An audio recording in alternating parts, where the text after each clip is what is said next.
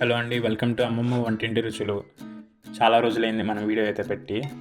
కాకపోతే వాళ్ళైతే స్పెషల్ వీడియోతో అయితే వచ్చేసా. అదేందో కాదు, ప్రాన్స్ ఫ్రై. బ్యాచిలర్స్ చాలా సింపుల్గా చేసుకోవచ్చు. సో చివరి వరకు అయితే చూడండి, స్కిప్ చేయకుండా. ముందుగా వచ్చేసి ఒక పెద్ద సైజు ఆనియన్ తీసుకుని దాన్ని చిన్న చిన్న ముక్కలుగా కట్ చేసుకొని, దాంతోపాటు టమాటో అండ్ గ్రీన్ చిల్లీ అవన్నీ చిన్న చిన్న కట్ చేసుకొని, మనం ఫ్రెష్గా తెచ్చుకున్న ప్రాన్స్, మాకైతే ఫ్రెష్గా దొరకవు అనుకోండి, ఫ్రీజర్లో సో ఫ్రీజ్ చేసి మేము తీసుకుని దాంతో పసుపు కొంచెం వేసుకొని ఉడకబెట్టుకోండి. ఒక గ్లాస్ నీళ్ళు పోసుకొని కడగండి ఫస్ట్ మంచిగా ప్రాన్స్ని అయితే. ఆ తర్వాత ఇంకో నాన్ స్టిక్ ప్యాన్ పెట్టుకొని దాంట్లో కొంచెం ఆయిల్ పోసుకొని బిర్యానీ స్పైసెస్ అన్నీ వేసుకోండి. అవి కొంచెం 5 minutes అయ్యాక దాంతోపాటు మనం ఇంత కట్ చేసుకున్న ఆనియన్స్ని అయితే వేసుకోండి.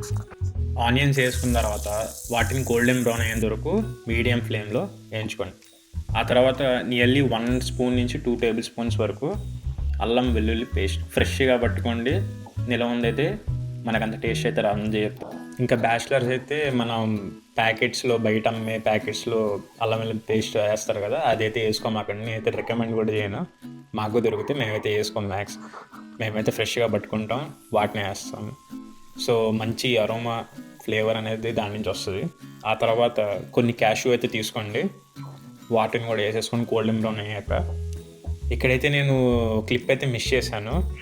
ముందుగా ఒక table spoon nearly red chilli powder, దాంతోపాటు ధనియాల పొడి, ఆ రెండు వేసుకున్న తర్వాత ప్రాన్స్ని అయితే యాడ్ చేసుకోండి. ఉడకబెట్టి నియర్లీ 90% ఉడికిన ప్రాన్స్ని వేసుకొని తిప్పేసుకొని మూట పెట్టి మీడియం ఫ్లేమ్లో నియర్లీ మీరు 15 నిమిషాలు ఉడికేయాలి.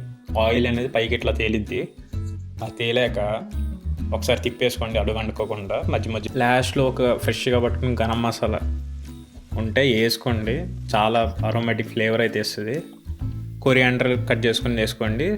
అంతే, చాలా సింపుల్గా ప్రాన్స్ ఫ్రై అయితే తయారు చేసేసుకున్నాం. ఇది వెజిటేబుల్ రైస్ కానీ బగారా రైస్లో కానీ చాలా అంటే చాలా బాగుంటుంది. ఈ రెసిపీ పర్టికులర్గా మా అమ్మమ్మ అయితే చెప్పింది. సో నేనైతే పోస్ట్ చేస్తున్నా. కొత్తగా చూసే వాళ్ళైతే లైక్